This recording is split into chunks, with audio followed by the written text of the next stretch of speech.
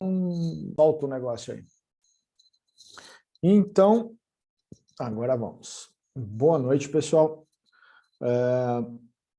Vamos hoje falar sobre a sombra aqui no nosso grupo de estudos em psicologia analítica.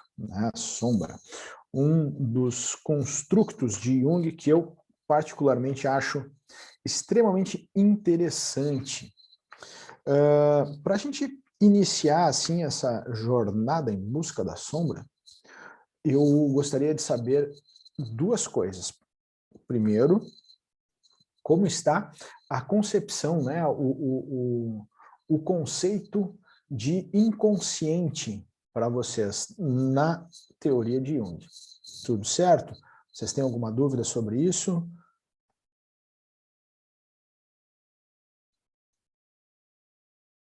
Tudo tranquilo? Paulo, a teoria, para mim, ela requer muito conhecimento, né? E eu vou estudando, vou lendo, vou estudando, e ela fica muito solta.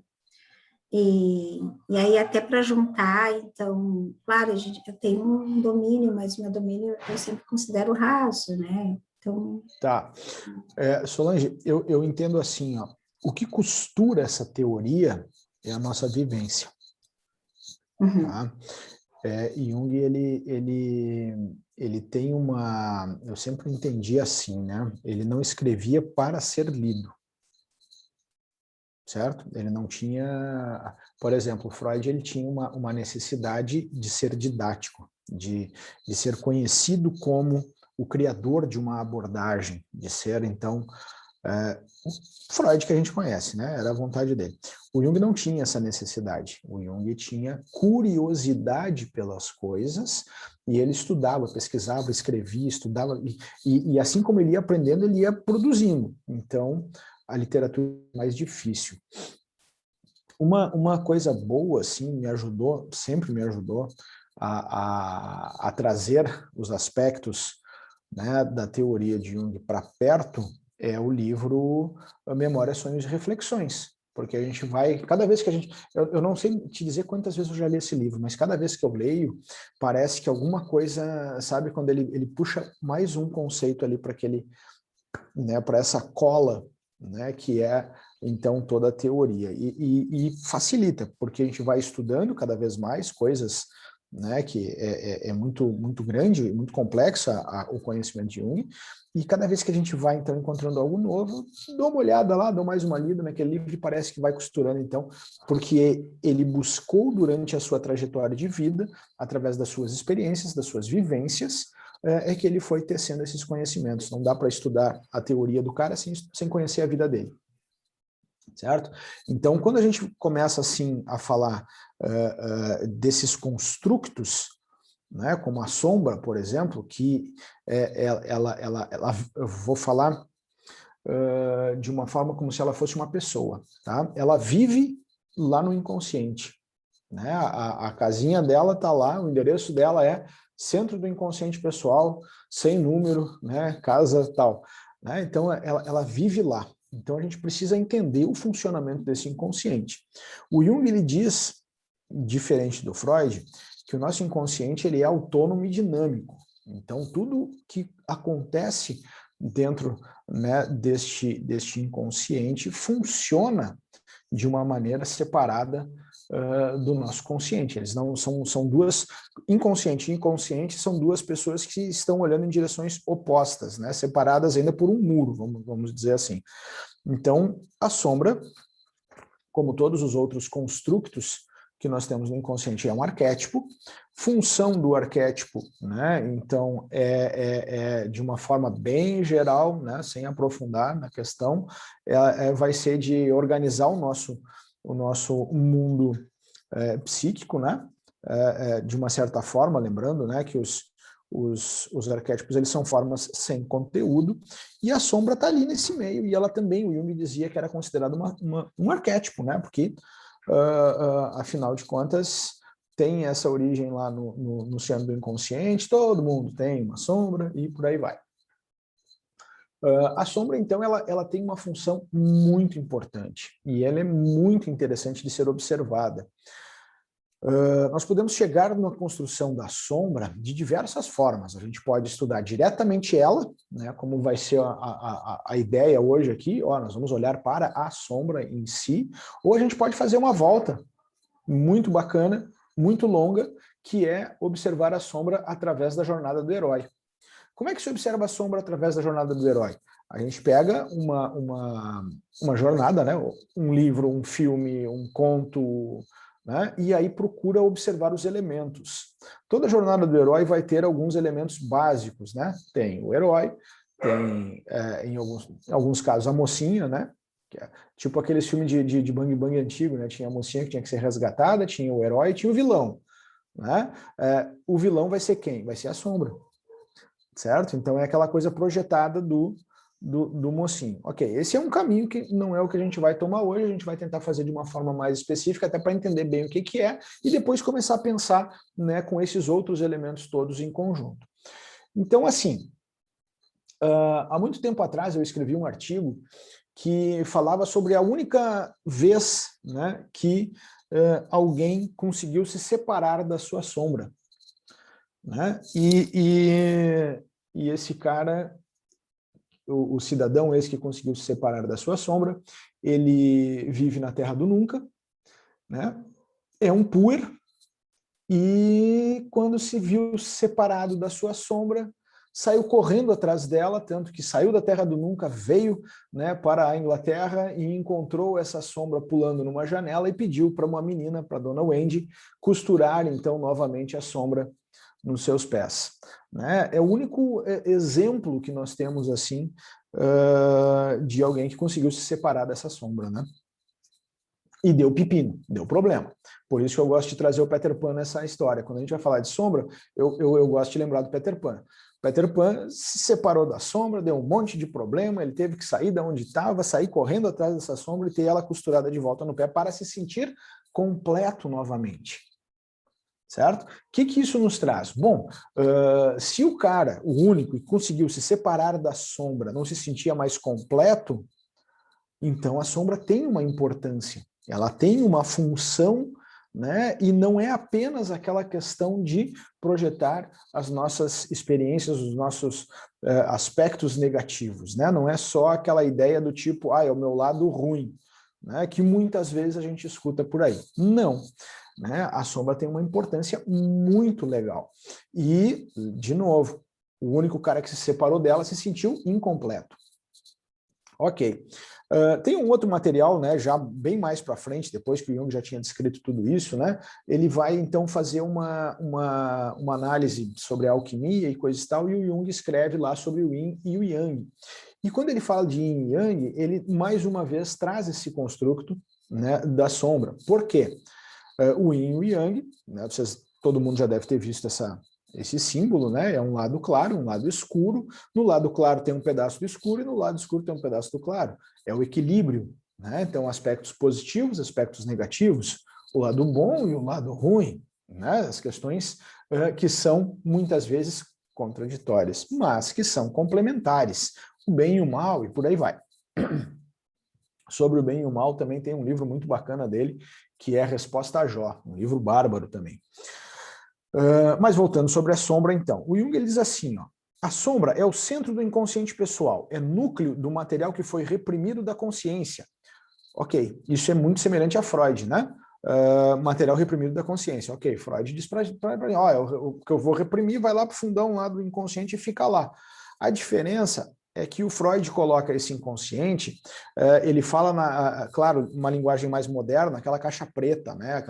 É algo assim mais estanque, né? Reprimiu, ficou lá, pronto, acabou. Pode voltar através de sintoma, material reprimido, mas normalmente reprimiu, tchau. E o Jung diz que não, há movimento nesse inconsciente, né? Ele é, lembrando, autônomo e dinâmico. Então, uma forma interessante de observar esse inconsciente é que ele vai funcionar em espiral. Minha compreensão, né?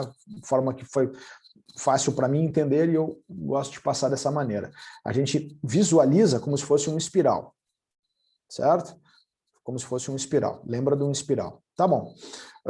Então, elementos que são encaminhados ao inconsciente, mas são leves, que são elementos mais resquícios do dia a dia, coisas não tão traumáticas, pesadas e por aí vai, ficam na borda, certo? Então não fazem parte dessa sombra, são coisas que estão na borda ali do inconsciente. Coisas mais pesadas, reprimidas realmente, aquelas coisas, né, desejos, vontades, enfim, tudo mais que é reprimido, traumas, vai cair lá no fundão. E quando cai, então, quando vai lá para o centro, fica mais difícil de chegar à tona, de ser tratado através, então, desse conteúdo de trazer a consciência, né, que vai estar lá no centro, ele vai se juntando. E na medida que vai se juntando, vai criando, então, vai alimentando, então, esse bichinho que o Jung chamou de sombra. Essa ideia da sombra, né, o Jung diz que, de acordo com a quantidade de elementos que a gente vai reprimindo, vai afundando nesse inconsciente, ela vai ganhando força, e quanto mais força ela vai, quanto mais tamanho, vamos mudar a palavra para facilitar, vamos entender assim, quanto mais tamanho ela vai ganhando, quanto mais tamanho ela vai ganhando, mais ela vai precisando de energia, certo? Então, mais ela vai precisando de combustível. Vou usar a palavra combustível também para facilitar a compreensão. Então, ela vai precisando de mais combustível. Só que a gente continua recebendo a mesma quantidade de combustível, né? Porém, agora, em vez de eu poder utilizar todo aquele galão de combustível que eu ganho, né, para mim passar o meu dia de forma bem tranquila, esse combustível ele está sendo desviado. Né? Fizeram um gato aqui na minha energia, né? Então ele fica desviado, vai muita energia para a sombra suga essa energia. O Jung dizia que essa energia ela vai ser a energia criativa, ela vai ser claro, né, tem aquela relação toda com a libido que o Freud falava, mas vai ser a energia criativa, vai ser a energia psíquica, né, que acaba então sendo muito utilizada pela sombra, e ela vai ganhando tamanho. Então a gente compara assim, em determinado momento, dependendo da quantidade de coisas que eu vou reprimindo, dependendo da quantidade de coisas que eu vou negando, né, desse conteúdo, desse funcionamento que vai gerando a sombra, ela vai ficando maior que o indivíduo. Ela engloba o indivíduo. A partir do momento que ela engloba o indivíduo, eu começo, então, a funcionar através... deixa eu usar uma palavra mais simples aqui, ela vai começar eu vou começar a funcionar através dos olhos desta sombra, vamos entender assim. Né? Eu coloco lá o óculos escuro e eu só enxergo através desse conteúdo de sombra. Quando eu enxergo através desse conteúdo de sombra, o que eu faço? Bom, eu tenho uma coisa ruim em mim, eu vou enxergar essa uma coisa ruim em mim nos outros. Eu vou projetar, né? Aí vem aquele contexto, aquele conceito, né, psicanalítico também, de projeção, de negação. Aí eu começo, então, a colocar isso nos outros, né?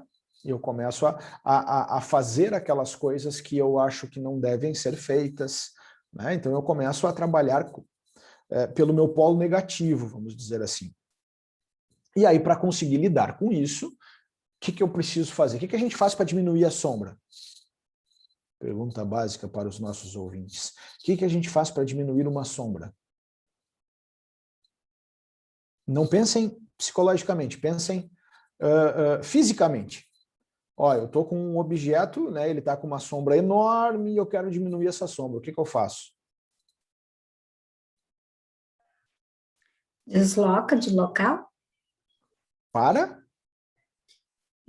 Tira um pouco do sol, desloca do local. Ou se eu tirar do sol, eu vou ficar totalmente na sombra. Põe mais na luz, tá certo. Trago mais luz, né? Ó, a Brenda falou ali, ilumina. Então eu preciso trazer mais luz. Agora, vamos observar assim, ó, essa fala é do próprio Jung, né? A gente nunca some com a nossa sombra. Eu posso estar ao meio-dia, reto com o sol, que se eu olhar para baixo, vai ter, no mínimo, nem que seja uma coisinha bem pequenininha ao redor dos meus pés, mas eu vou ter alguma sombra. Então a gente nunca some com ela. Mas se eu colocar, se eu iluminar, na palavra ali que Foi a Brenda que falou, né? Ui, apertei o botão errado aqui. Se eu colocar essa iluminação, se eu colocar essa luz em cima do objeto, a sombra vai diminuir, mas ela vai continuar lá. Agora, vamos trazer essa questão que é física, né, colocar a luz em cima do objeto para diminuir a sombra, para o contexto psicológico. O que seria colocar luz no indivíduo? É trazer a consciência, não é? É conseguir entender, compreender como que funciona, então, toda essa relação com esse lado, né, com essa questão mais obscura. Então, é tomar consciência de que isso existe, saber como que funciona, saber quais são as minhas dificuldades de lidar com isso tudo. Eu preciso trazer à consciência esse lado, que vai ser o meu lado mais assim sombrio, né? Então, eu preciso conhecer o lado sombra. Só que isso é difícil, né? Porque a gente observar os problemas, né, as dificuldades, os erros dos outros, apontar o erro do outro, é sempre mais fácil do que olhar o meu próprio erro. Então, a gente precisa observar isso.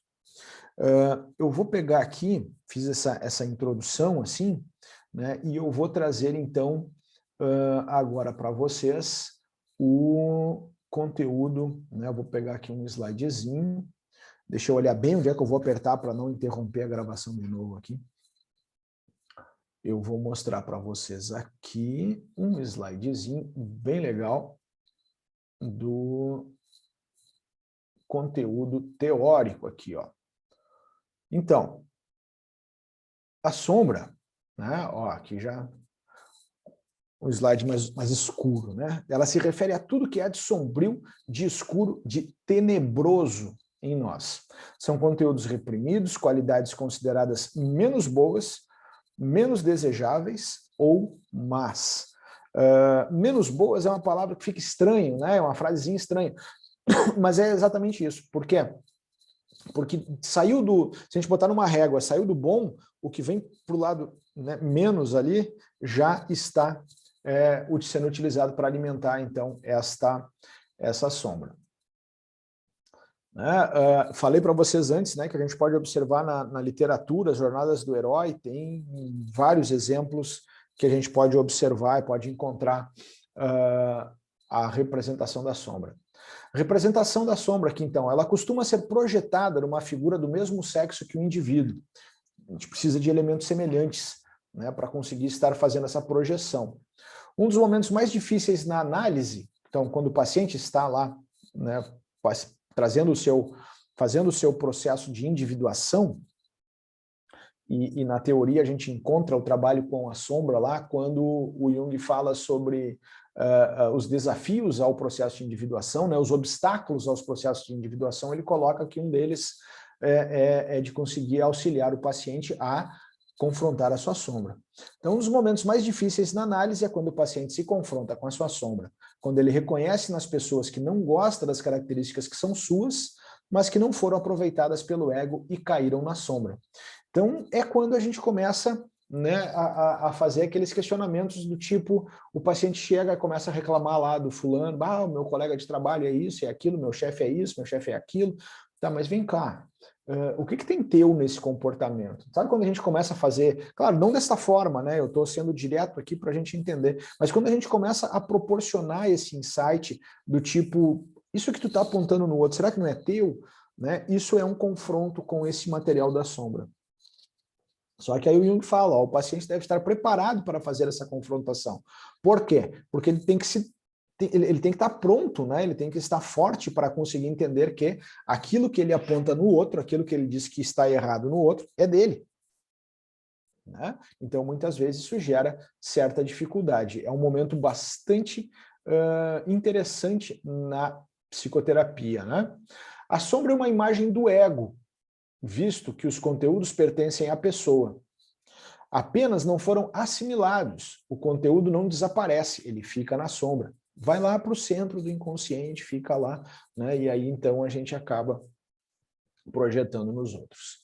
É muito importante para a progressão da análise que o analista trabalhe com o paciente os conteúdos da sombra, Para Jung, esses conteúdos são importantes para completar o repertório da pessoa. É o equilíbrio, né, que se dá no processo de individuação. É conseguir estar completo, né, observando aquilo que nós temos de positivo e de negativo, conseguindo trazer esses elementos à luz, fazer com que eles funcionem a nossa realidade. Lembra que eu falei há pouco ainda que a sombra ela utiliza de muita energia? Ok? Isso é muito importante. A sombra utiliza de muita energia nossa, então ela nos esvazia. Né? Um exemplo bem prático assim de um esvaziamento de energia. Uma pessoa deprimida, ela não tem vontade de fazer nada, ela está energeticamente, dentro deste contexto, vazia. Né?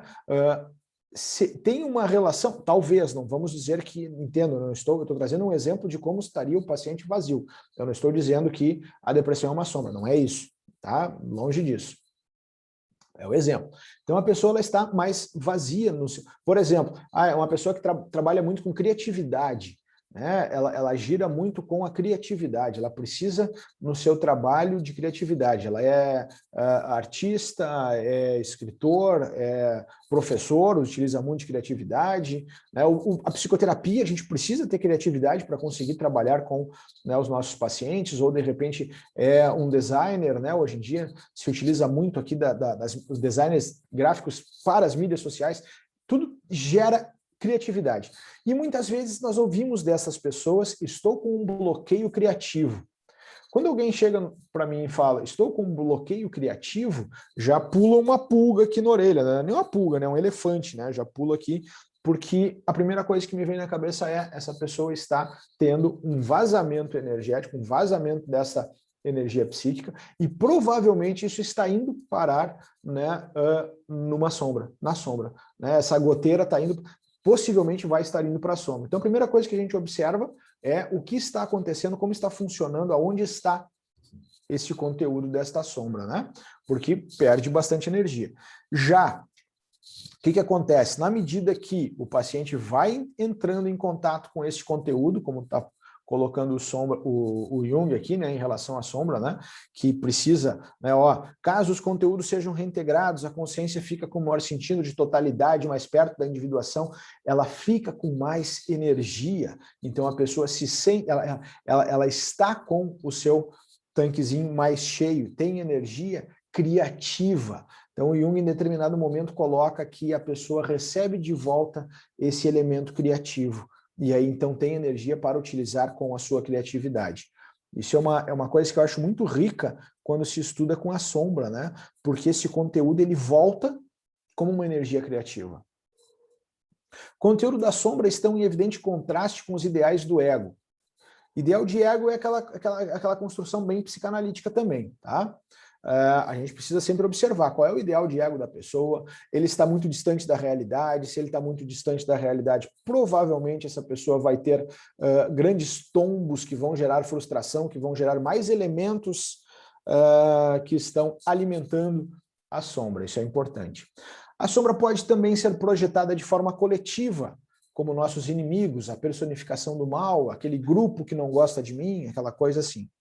Algumas das representações mitológicas da sombra, então aquilo que vem em todo o construto da mitologia, né? Demônio, o arqui-inimigo, o tentador, né? Ou o inimigo, não aquele maior, mas um, né?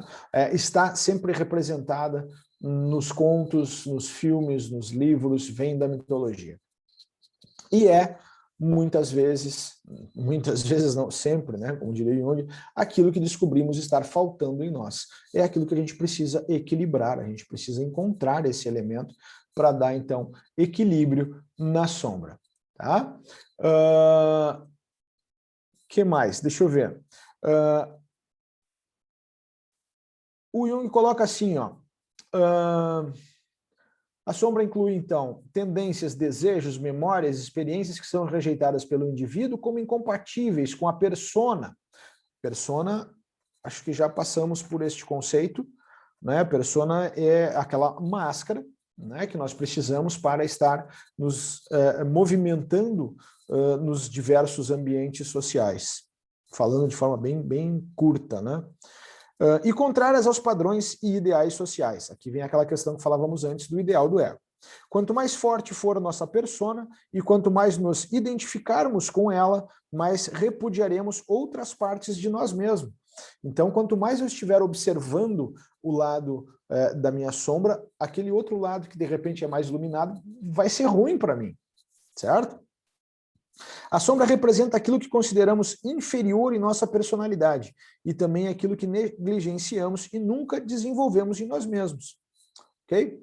Jung ainda fala assim, ó, a sombra, nos sonhos, frequentemente aparece como um animal, um anão, um vagabundo ou qualquer outra figura de categoria mais baixa. Aqui o anão entra, lembrando que isso aqui foi escrito há mais ou menos aí, vamos botar quase 100 anos, né? Porque era entendido que não era uma pessoa, como é que vamos dizer assim, era uma questão de deformação, né? Hoje nós temos uma compreensão completamente diferente do que era naquela época. Mas, enfim, é o que está no texto do queridão aqui do Jung. Ele fala um pouquinho mais aqui, ó. Em seu trabalho sobre repressão e neurose, Freud concentrou-se de início naquilo que Jung chama de sombra. Jung descobriu que o material reprimido se organiza e se estrutura ao redor da sombra.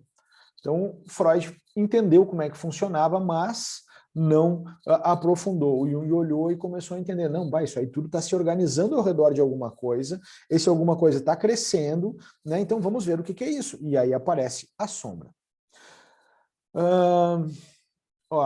Em certo sentido, um self negativo seria a sombra, né? A sombra vai ser a sombra do ego, é a sombra da pessoa. Então vai ser um self negativo ou a sombra do ego.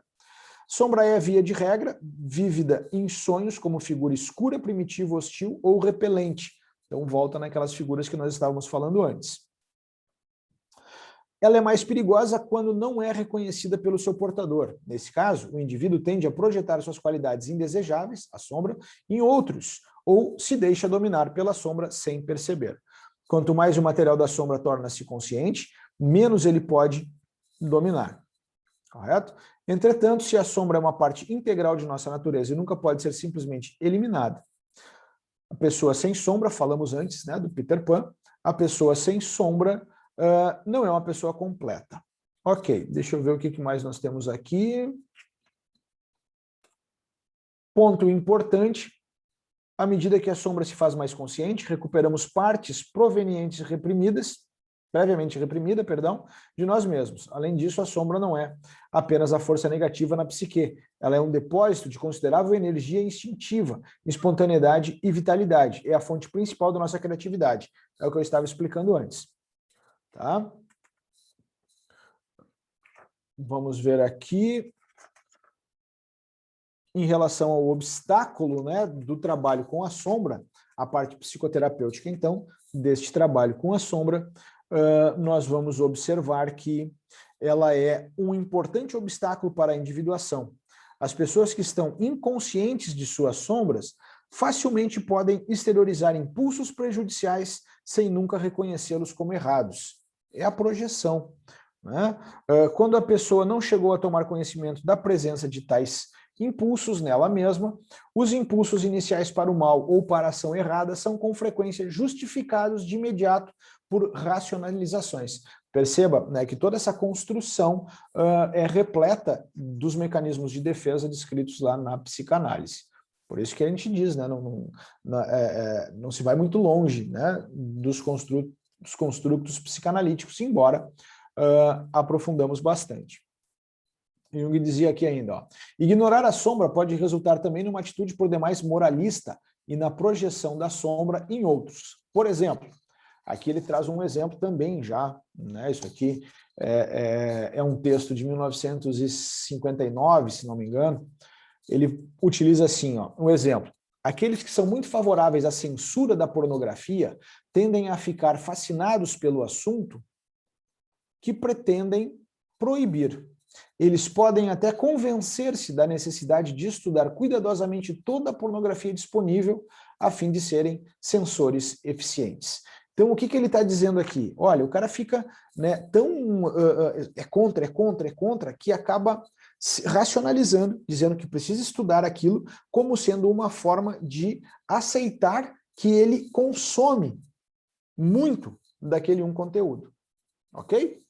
E isto, então, é o funcionamento da sombra. Lembrando, né, a sombra ela vai diminuindo o seu tamanho na medida que nós vamos, então, colocando luz, a consciência, compreendendo como funciona esse nosso lado mais obscuro e fazendo, então, a integração deste conteúdo. Enfim, esta é a nossa sombra. Alguma dúvida, perguntas? O pessoal está quietinho hoje.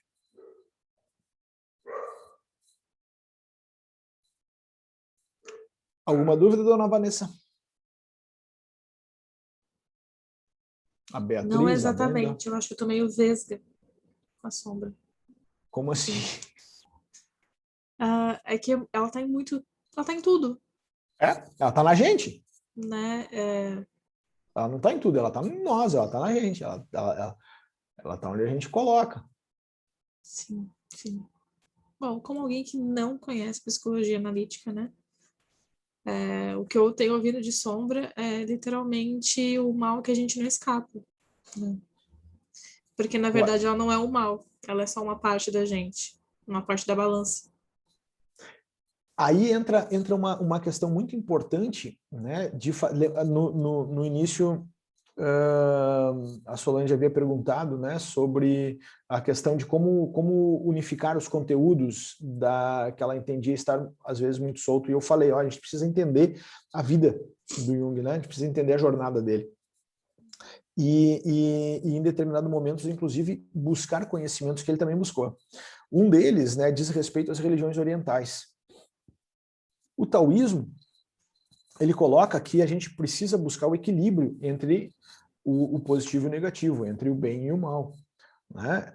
E aí, se a gente trouxer para essa questão que nós vimos hoje da sombra, a gente precisa compreender os elementos desse self negativo, né? Da sombra, né?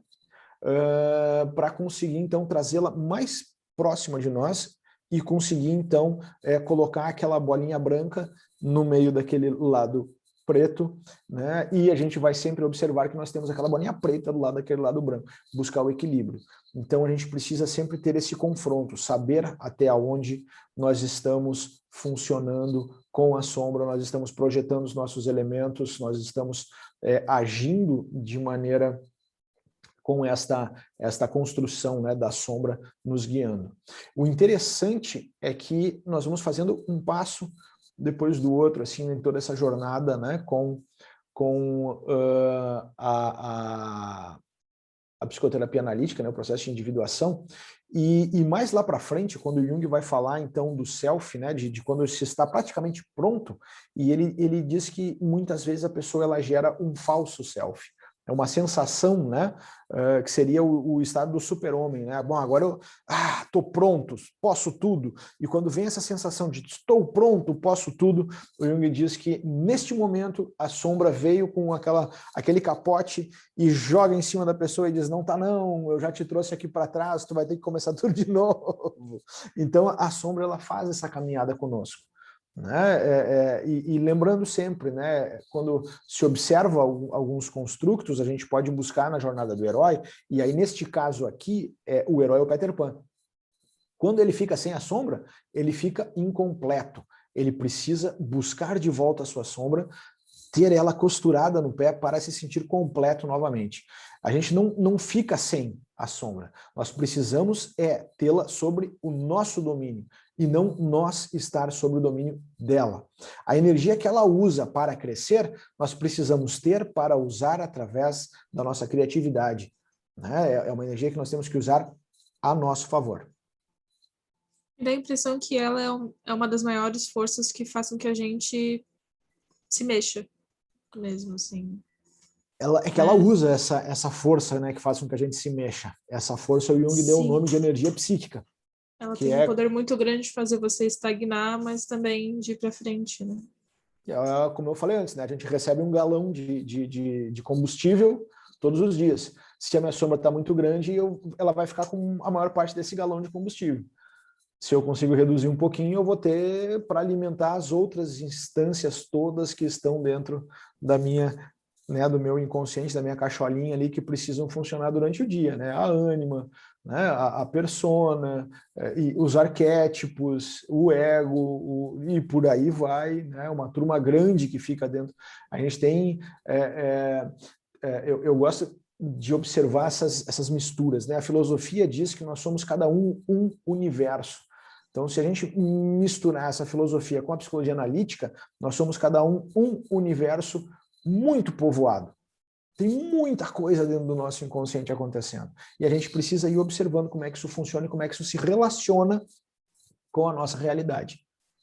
Uhum. Bom, eu acho que eu estou tomando muito das meninas, não sei se vocês querem falar, mas você sabe que eu estudo outra abordagem, Te falei? né, de uma forma principal, vamos dizer assim, porque eu sou super curiosa, Daqui a pouco tu já está bem mas junguiano.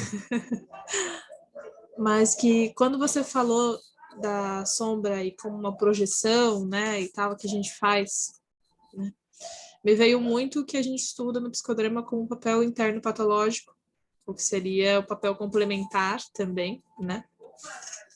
Sim. Que pode ser uma coisa saudável, né, de complementar, eu sou filha, tenho uma mãe e tal, mas também pode ser um papel interno patológico em que eu distorço, ok, né? mas deixa eu te interromper, porque aí são as personas. Tá, obrigada. É aí que eu Esses tava, papéis são as sim. personas. A persona pode ter um... É que na verdade, assim, ó, a sombra, a gente coloca esses elementos negativos, e aí gera essa confusão.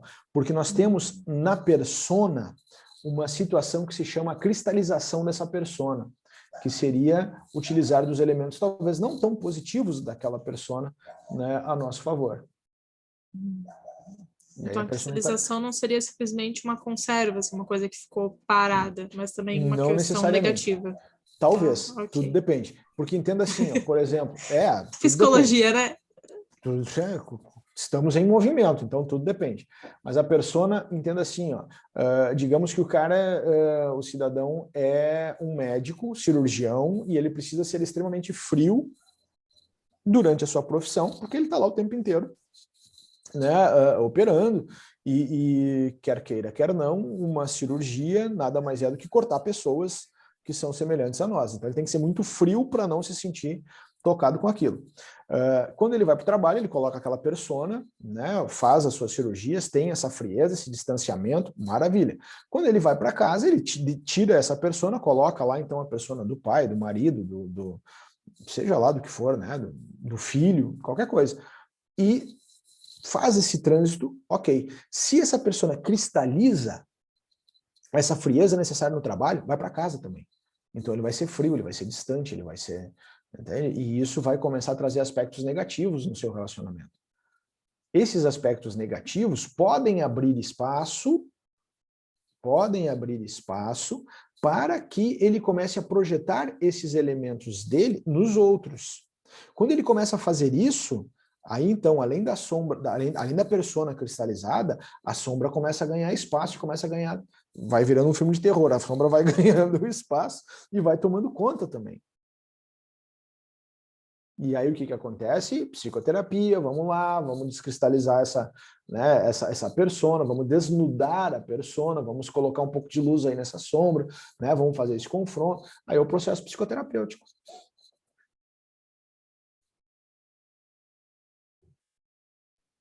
Eu te peço um pouco de desculpas, porque realmente eu não consigo, às vezes, olhar para outras abordagens sem tentar trazer um pouco aqui, porque Isso é eu já estou normal. acostumada, entendeu? Isso Então, é normal. mas Isso é tá. normal. Por isso que eu sempre falo assim, ó, o caminho para a compreensão, às vezes, é voltar lá no primeiro. Quem foi o primeiro? O primeiro é Freud. Foi Então, ignorância também, né? às vezes a gente Eu precisa queria voltar voltar lá para no minha Freud, ignorância.